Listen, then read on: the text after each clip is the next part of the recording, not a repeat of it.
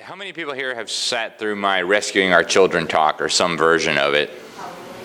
A handful. Okay, yeah, most of you, it seems like. So I think most of you realize that the government school system is a total disaster in every possible way. I mean, according to the government's own data, our kids don't know how to read, they don't know how to write, they don't know how to do math, they don't know anything about history or civics or science, but they can tell you all about the 800 different genders and the global warming and stuff. The reality is the public school system was set up by people who wanted to overthrow our system of government and, more importantly, who wanted to decimate Christianity.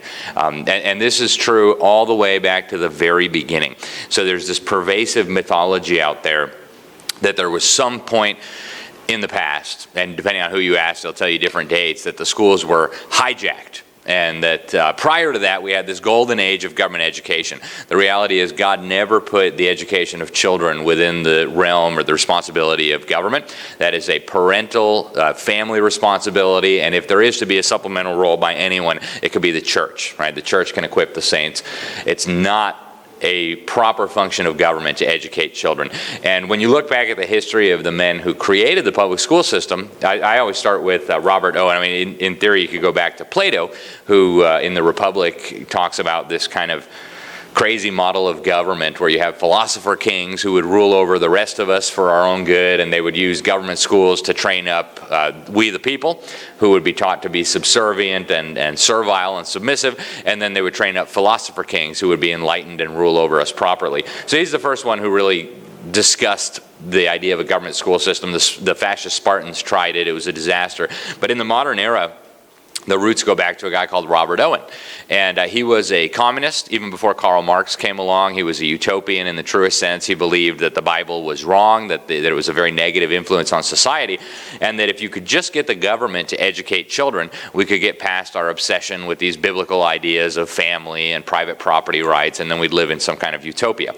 Obviously, that wasn't a very popular idea at the time. The Bible was the primary book used by all children, essentially, in the United States for education. It was the main textbook. It was your main science book, history book, theology. Everything else was in the Bible. And so he set up, we know from a whistleblower who became a Catholic and blew the whistle on this, he set up a secret society. And this secret society, according to the whistleblower, his name was Orestes Brownson, he wrote a whole book about this.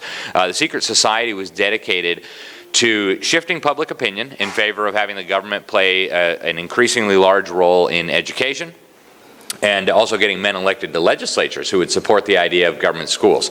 And he actually wrote in his book that the end goal, the ultimate objective of this move to have government educate children was, in his words, to destroy Christianity. So that was the objective of the people who set up this system. You fast forward a few decades to Horace Mann, who set up the first real government schools in the United States. He actually took the Prussian model, which was inspired by Robert Owen, who I just mentioned, implemented it in Massachusetts, and it was a disaster right from the start. You fast forward then to John Dewey, a proud, godless communist. His main difference from the Marxists was he didn't believe you needed a revolution, a violent revolution, to bring about this utopia. He thought a better way would be to gradually indoctrinate children, contrary to biblical principles. And so we basically have the fruit today, which is all around us. The collapse of our society, the collapse of our families, the collapse of our republic, the collapse of our churches. It's all crashing down around us. And I believe that the primary reason for that, and there are a lot of reasons, but I believe the primary reason is that Christians in America have allowed a godless government to miseducate and indoctrinate their children. God never called you to give your children over to a godless government that murders babies for education. And so with that in mind, in 2010, we set up something called the Freedom Project Academy, and that's what I want to share with you a little bit about today. The idea was it should be an online classical K through 12 school.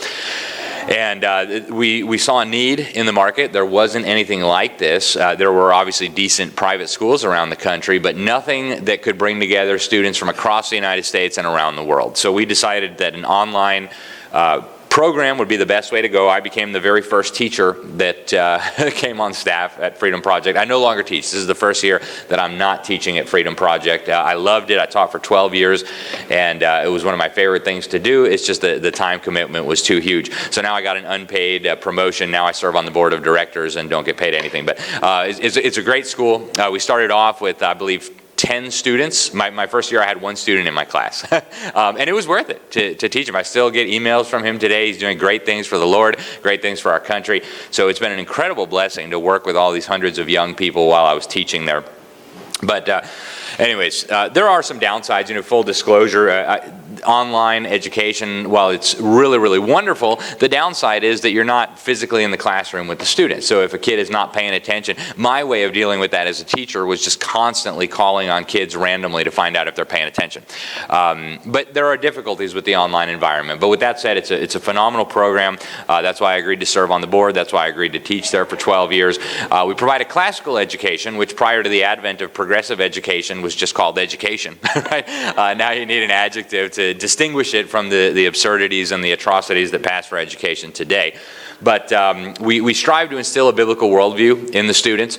It's non-denominational, so we have students who are Catholic, we have students who are Baptist and Presbyterian and different denominations. We even have some Jewish students. But we strive to instill a biblical worldview with our morality grounded firmly in the Bible. We teach reading the right way, right? And I say that unequivocally. There is one way to teach reading properly, and that is through phonics. I believe that the early settlers here in Massachusetts, when they passed the Old Deluder Satan Act and said that one of Satan's chief projects was to keep men from knowledge of the scriptures, I think that's why our kids can't read today. Satan knows that if they could read their Bible, and that would be catastrophic for his agenda. So that's why, according to the federal government itself, less than half of American adults read properly. And if you drill down into the results, what you'll find is less than half of Americans can read. Yes, people have memorized a lot of words so they can decipher things that are on a page, but they're not actually reading. They've memorized words. So we teach reading using phonics. It works very, very well. One of the things that's so interesting about the Freedom Project is we get unbelievable amounts of applications. Parents are trying to flee the public schools, and they come to us and we make them take a test. And unfortunately, when we started, the kids were coming to us on average about 2-3 years behind where they should have been, based on legitimate education. So if a kid was coming out of 4th grade, we would test them and they'd be maybe 1st or 2nd grade according to our standards. Plus they'd need remedial teaching and reading, et cetera, et cetera.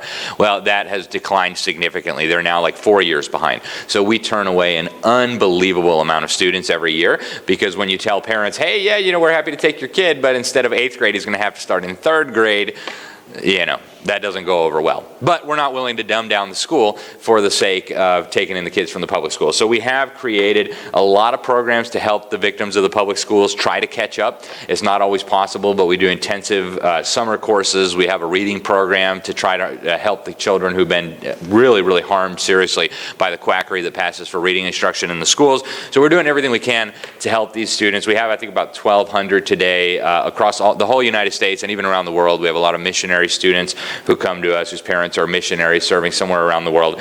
We do teach real history, we teach real science. Unfortunately, we've had so much trouble finding textbooks in a lot of fields that we've had to become textbook publishers as well. So we now publish a lot of textbooks. We are right now in the process of releasing our math books, because really a lot of the best math programs were taken off the market. The good programs don't align with this educational abomination called Common Core. So we have created now our own math programs. And even if you don't end up sending your children to Freedom Project, and I do this in my own homeschool. My wife and I, we homeschool our 5 children. You might have seen them around. When we need to know, hey, what book should we use for history or what book should we use for science, we often go to the Freedom Project Academy's book list and just pick up the textbooks that are used there, because we know they've been vetted, we know that they come from a biblical worldview, and we know that they're not going to teach lies and fraud. So we've only got a few minutes left, then I got to take off and interview Hal for my show, but I'll show you just a couple of videos of what we're doing here. Let's see if I can get the sound to pick up. Do you remember when America's schools would teach you about patriotism and history, and you'd say the Pledge of Allegiance and maybe even say a prayer? Of course you don't. You've said something to me this weekend, and you said, what is the name of this place? Freedom Project? Freedom Project. Freedom Project. Freedom Project. Freedom Project. Freedom Project. Freedom Project Academy. And one of the toughest decisions we can make as parents is how to educate our kids and with whom. Our last 2 kids we put into a school online, and I wish I had known at the time about Freedom Project Academy. they put into practice what we talk about in the movie Indoctrination, where we're talking about the problems of the public school system. Well, they provide an alternative, and an amazing alternative. What you're doing is so incredibly important. The greatest teaching is going to happen outside of the traditional college, high school structure. It's going to be going back to the great roots of Aristotle and Ayn Rand and Adam Smith. So I fully endorse and love what you're talking about. This past year, my wife and I took the plunge, and we were like, you know what? Let's enroll one of our own children in there. And so our son Noah has been in Freedom Project Academy this year, and it's been amazing. My band spends probably 200 days a year on the road, and I didn't want to leave my little girl at home, so we searched and searched for a way that she could do school and still be with me. And then we found FPA, and for us, it's absolutely perfect. The classical education is the way to go. It's the way Thomas Jefferson learned. It's the way Ben Franklin learned. This is the answer. It's affordable, it's flexible, the parents are loving it, and mostly I think it's the kids. They're coming home and they're saying, I don't hate school anymore. I love school. They're utilizing the tools of the future while giving an education that is rooted in tradition and timeless moral values. So it's the best of both worlds. It's the best of every world, really. And best of all, no government involved. And you can do it with the best teachers, the best methods, and the best classes in the world. And I don't think there's any place better than that right now than Freedom Project Academy. I love Freedom Project. I love what you're doing. It's so important. And the more we tell our friends about these things, the more people will get on board. And I believe that we can be the catalyst to some real change. We must save the West. Our way of life and our culture is under attack. And because of patriots like you and your project, I have optimism for the future. What's the website? Freedom, actually for this school, it's fpeusa.org. Again, I can't say enough good things about the program. I'm a huge fan and have been for a very long time. And not just because I taught there, not just because I serve on the board, again, in an unpaid position, just because it is really, it's excellent, high-quality education. And the price is really, you can't beat it. I think it's about $1,400 per year per student. We have scholarship programs for children who can't afford it or whose parents can't afford it. So you get a world-class education at a fraction of the cost of any other private school. And and here's another ministry. We also have a scholarship program through here. I started this a few years ago with some great Christian leaders in the education field. It's called Public School Exit. Again, I serve as an unpaid volunteer. I'm the executive director. But our goal is to get every single child out of the government indoctrination system masquerading as a school system. And so it is a ministry. It's it's a nonprofit organization, and we're working with churches across the country to set up life rafts, we call it, to get the kids and the families off of the sinking ship that is the American government school system. We'll put up scholarship money if necessary. We've got partnerships with private schools across the country. We're vetting programs all over the world for things that work well. And, I do believe that this is probably one of the most important issues. And all the other issues that you can think about, that we're fighting, the abortion and gun rights and the border and the huge government and the totalitarianism. If we lose on the education front, if 80% of the next generation is brainwashed to become anti-God, anti-American revolutionaries, we're fighting for nothing. So this is the one that transcends them all. And you say, well, the church isn't doing what it's supposed to. Yeah, the church is not doing what it's supposed to. That's true. One of the things it should be doing is sounding the alarm about what God says in His Word regarding the education and the discipling of children. What is the role of the church? And we are walking into an absolute catastrophe, and almost all of the problems that you can name, including the growing turn against God by Americans, are all, I believe, attributable directly to the government school system. So we've got to get our kids out. That's why we created Freedom Project Academy. That's why we created Public School Exit. Again, all this for me is a labor of love. I don't earn any money off of this. In fact, I spend a huge amount of unpaid time doing these things, but that's because I believe that they have to be done. So right now I've got to hop off, but if anybody has any questions, actually Vito's got some resources in the back if you want some handouts for Freedom Project. We've got them there. Again, the website is fpeusa.com or .org, and we also have a media division, Freedom Project Media, and I will be back here later, I think at 6:30, to talk about what God says in the Bible about government and our duty toward government. So thanks, guys. God bless you. Amen.